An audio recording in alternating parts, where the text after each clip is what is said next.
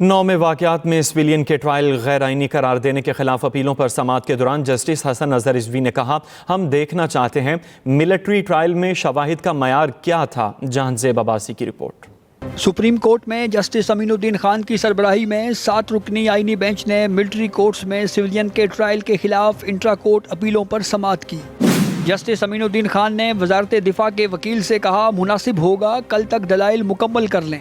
کون سے مقدمات فوجی عدالتوں میں منتقل ہوئے اور کیوں ہوئے؟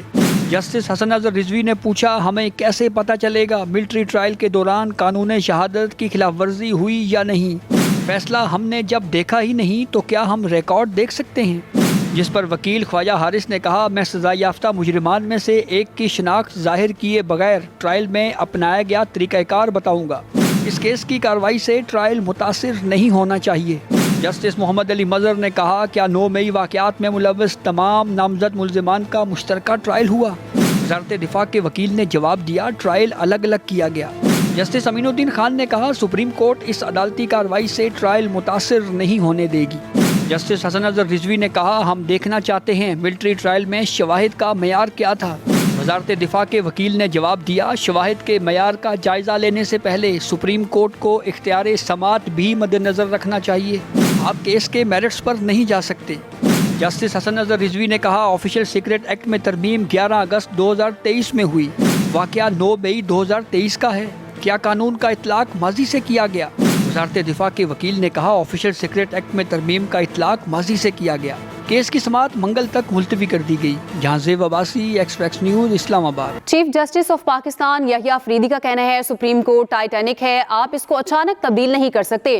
ججز کو موقع دیں، وقت کے ساتھ چیزیں ٹھیک ہوں گی۔ وہ وقت گزر گیا جب ججز نے ایک دوسرے کے خلاف پوزیشن لی ہوئی تھی۔ رپورٹ کریں جہاں زیب عباسی۔ چیف جسٹس یحییٰ افریدی سے سپریم کورٹ رپورٹرز کی ملاقات میں چیف جسٹس نے کہا، ججز پر تنقید ہونی چاہیے لیکن وہ تعمیری ہو۔ سپریم کورٹ میں ریفارمز کے حوالے سے بہت سے اقدامات اٹھائے جا چکے ہیں۔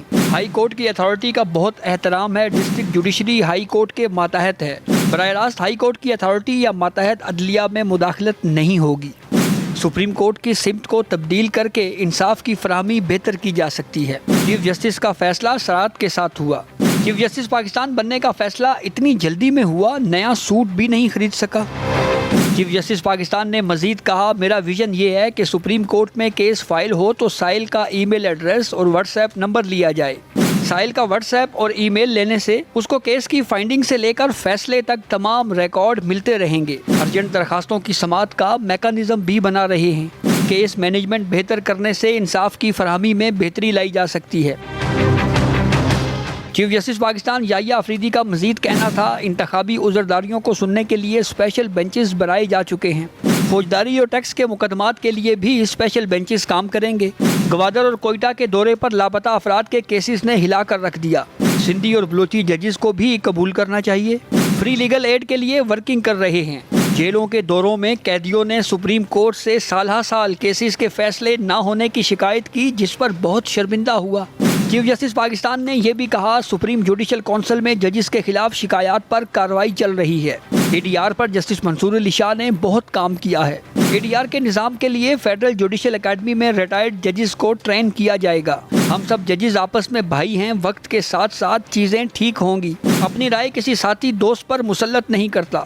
میری رائے ہے مشترکہ وزڈم کے ساتھ آگے چلنا چاہیے۔ جہاں زیب عباسی، ایکسپریس نیوز، اسلام آباد۔